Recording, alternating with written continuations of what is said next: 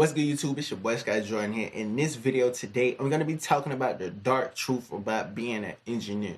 This is for the audio engineers, the mixing engineers, the mastering engineers, just like for the people that want to solely be engineers. I'm going to talk to you about it real quick. I'm going to give you some tips about it to make sure that this is something that you really want to get into, okay? If you want to be an engineer, stick around to the end of the video because this is going to help you out a lot. The first thing I want to talk about is being an engineer. It's not easy. No matter what you see on YouTube or whatever, being an actual audio engineer, mixing engineer, mastering engineer, it's not easy. From what I was told from a couple industry engineers when I first got like in Atlanta and stuff like that, they was like, you have to want to be an engineer. You don't want to have, you don't want to rap. You don't want to make beats. Really, none of that other shit. You want to be an engineer. You have to focus on being an engineer. And that's knowing your craft. Whatever DAW that you use, you have to know that inside out. You know what I'm saying? Like, you have to be able to troubleshoot any problem you encounter. Like, can't nobody else in the room be able to tell you how to fix a problem or how to do something. You have to be the person that knows how to do whatever it is that is asked of you in that room, dealing with Pro Tools, Logic, Studio One. You know, you have to be able to do that. And also, like, if you want to rap, produce, write, engineer, do all this other stuff, man, you're not going to have time to focus on one thing and be great at one thing. You need to be great at something before you branch off and start trying to be good at something else. You know what I'm saying? Because you're spreading yourself too thin. You do not want to spread yourself thin, because if you're engineering, bro, you're going to have to be recording people. You're going to be mixing songs. You're probably going to be trying to master songs, but you can't do everything at once. This right here is one of the most important parts about being an engineer or learning, or when you're trying to become an engineer. You have to learn and accept this one thing. Everyone is not going to love your work. That's okay, bro. Like your way of mixing isn't for everybody. Just like, you know what I'm saying? Like, it's not for everybody. You know what I'm saying? Like, you like to mix things a certain way, and somebody else might mix something completely different, and that's okay. You know what I'm saying? Like, everybody's not gonna love your work, but you know what I'm saying? You're not supposed to be for everybody. You know? Also, when it comes to this, I encounter this shit a lot. You're gonna have some bad clients, bro. And people are gonna be very hard to work with because they don't even know what they want. Like, I have people tell me all the time, they was like, okay, I love your work. I wanna work with you, blah, blah, blah, blah. You know what I'm saying? I wanna let you do what you do to the song, you know what I'm saying? Blah, blah, blah, blah. But in the end of the day, people fall in love with their rough mixes. You know what I'm saying? People all the time, they be like, yo, I want it to sound like exactly like what I did when I sent it to you. Like, bro, like, that's crazy as fuck. Like, if you want to send me something and it's gonna sound the exact same when you get it back, I'm just gonna start sending niggas back their rough mixes. So if you send me a rough mix, I'm gonna send you that shit back if you want it to sound exactly how you did it. Because you're not letting me be creative. You know what I'm saying? You're not letting me do what I do. You know what I'm saying? Because the crazy part about it, people see what I do on my channel. They see my mixes that I've done on other people's vocals on the channel. They've listened to my mix reels, but still, they prefer some of the bullshit that they do. You know what I'm saying? They won't let me be me. So all I'm gonna say is, get you some good clients that's gonna like let you be you, but also you gotta be able to give them what they want to, because you want to do what's best for the song. That's all I want to know. Like, be an engineer that does the best for the song. Don't do too much. Don't do too little. Just do enough to get the song perfect. All right? I'm just saying, bro. Every song is not perfect, but you just want to do your best to help the song. You don't want to hurt the song. I encounter this shit a lot too, because you can do a lot of work for a client. You can do everything they wanted, like every single thing on their checklist, and they still not be satisfied. This can happen because they are insecure about their rough mix. They thought they did a good job on their rough mix, and they just wanted to see whatever, you know what I'm saying? Or they could just be difficult, or just be trying to get a free mix from you or a free master from you because they be like, I don't like it. Like, bro, like it sounds like, I don't know, like like a lot of people get stuff like mixed up, you know what I'm saying? Because they think a mix is supposed to save a bad recording or a bad vocal performance, and it doesn't. And a lot of people don't understand that, all right? So you can only do so much, man. So you're gonna have to deal with some difficult clients, bro. Like, I'm just saying, bro, it's gonna be some difficult people out there. I said this earlier, but this is the fact that you have to deal with, that artists fall in love with their rough mixes. I say this a lot on my channel. If you listen to something over and over and over and over and over and over and over, eventually it's gonna sound good because your ears are gonna adjust to it to think that it sounds good. And artists fall in love with their rough mixes a lot. So it's hard to like give them a good mix after they've been listening to a song for months and they finally just want to get it mixed, and then as soon as it changes, they not gonna like it. You know what I'm saying? But it's not you. It's most of the time it's them. But just keep that in mind. This is a big situation. I'm probably gonna get some heat for this, but fuck it. Most of these niggas on YouTube that's teaching you mixing tutorials or giving you techniques, they never step foot inside of an industry studio. They never been around a industry artist that is actually signed. They never recorded an industry artist. You know what I'm saying? So they can't really tell you how to move in a studio session with a professional artist. You know what I'm saying? Like, you gotta move different. You don't do what you want to do. You gotta be able to do what they want you to do. You know what I'm saying? You have to record fast enough for them. You can't give them input. You know what I'm saying? If you're recording your friends at home or your people at home in your home studio, you probably can give advice, give feedback here, whatever. Excuse me, you can give feedback, do whatever you want to do. You know what I'm saying? Because they in your studio. You know what I'm saying? But when you working in a studio, you got to be professional. You got to be able to give the artists what they want, because these industry artists, professional artists that got hits, man, they used to work in a certain way, because the engineers they've worked with are all professional engineers, right? So you got to be professional. You can't be starstruck. You know what I'm saying? Like, you have to be able to keep up with them. And the crazy part about these industry artists, bro, crazy part about it, they record on whatever template. They can record on whatever template that you give them to record with, but you got to be able to do the effects that they want to do right then on the spot. Like, it ain't none of that.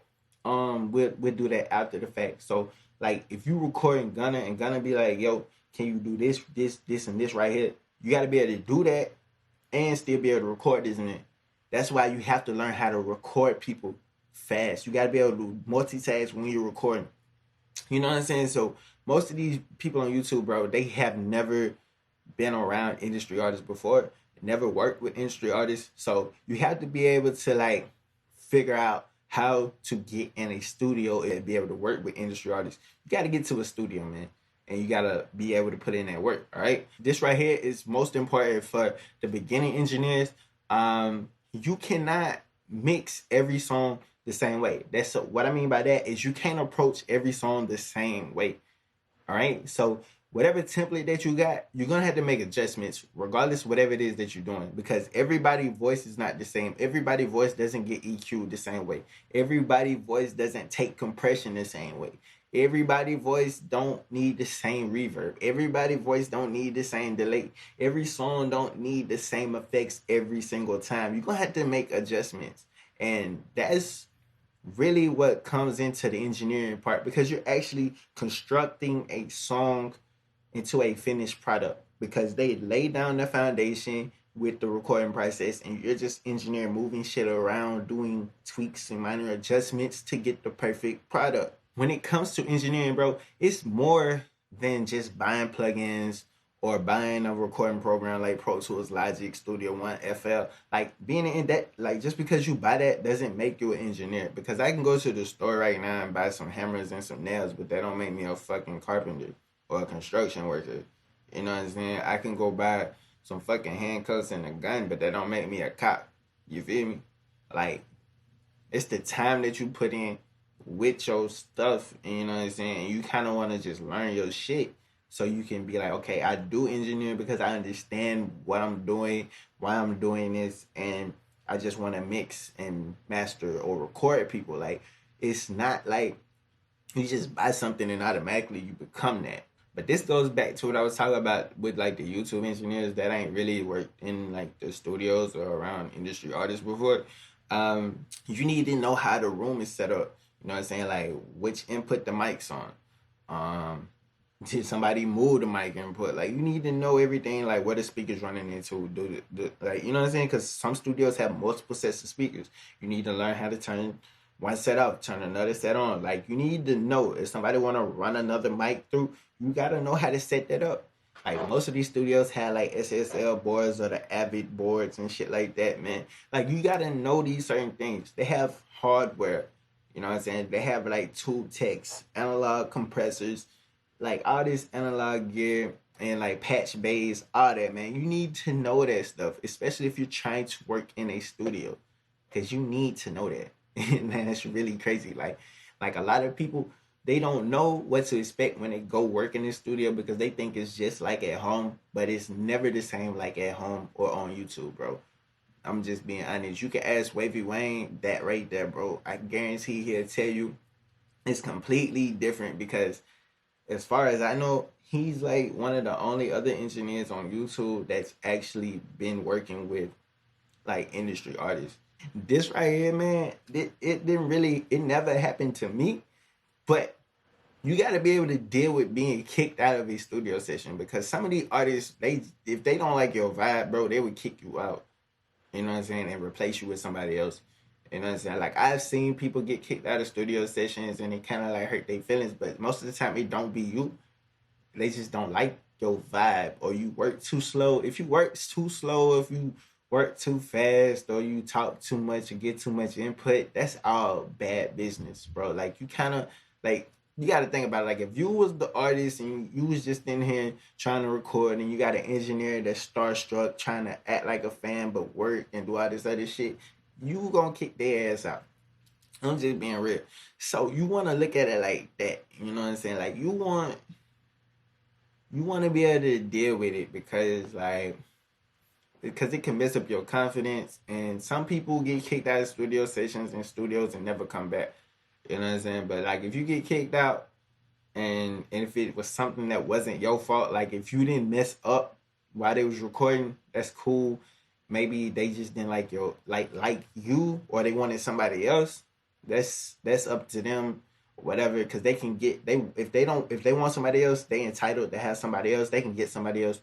You know what I'm saying? But you know, it just, it goes either way. Just be able to deal with that because at some point it happens to everybody. Maybe not everybody, but it happens. So you got to be prepared for that. And last but not least, this is going to hurt a lot of people's feelings.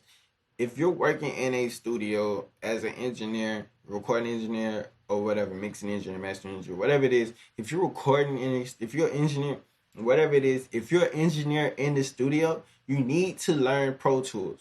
You got to be able to record in Pro Tools at least, or use a template in Pro Tools and kind of like know how to get a good, decent rough mix before they leave. Because 90% of the people that are in professional studios, bro, they are using Pro Tools because that is the industry standard. You need to at least learn Pro Tools because you not these industry artists and people in studios, they are not recording songs on FL12. They're not recording songs in FL Studio 20. They're not recording songs in Logic. They're not recording songs in Studio One. Majority of these people are recording songs in Pro Tools. That's just being honest.